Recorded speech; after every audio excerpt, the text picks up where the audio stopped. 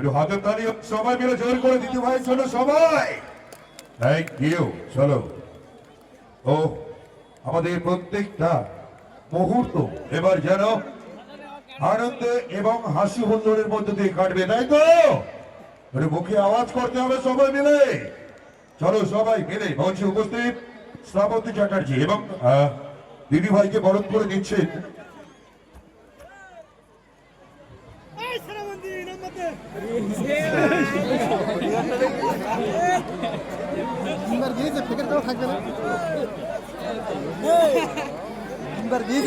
থাকবে না।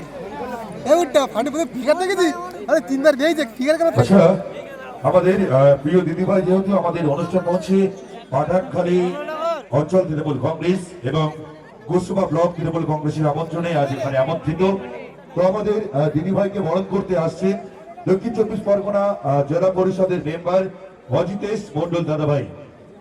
তো অজিতেশ দাদাভাই এখন বরণ করে দিচ্ছেন। একটু চাইবো সবাই মিলে জোর করে অজিতেশ দাদাভাই এবং শ্রাবন্তী চ্যাটার্জি আমাদের প্রিয় দিদি ভাইয়ের জন্য একটা হাতের তালি সবাই মিলে জোর করে। এভরিবডি সবাই, থ্যাংক ইউ। চলো, তো চলো আমরা মূল অনুষ্ঠানে মূল পর্বে ফিরবো।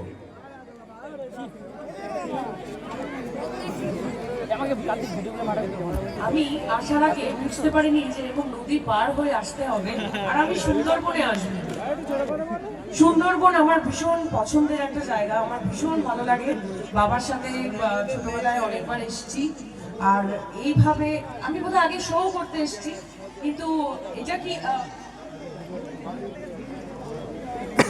গোসাবা ব্লকে প্রথমবার আসলাম, দারুণ লাগছে, ভীষণ ভালো লাগছে। এই ঠান্ডার মধ্যেও যে আপনারা এই অনুষ্ঠান এনজয় করছেন সেটা ভীষণ ভালো লাগছে।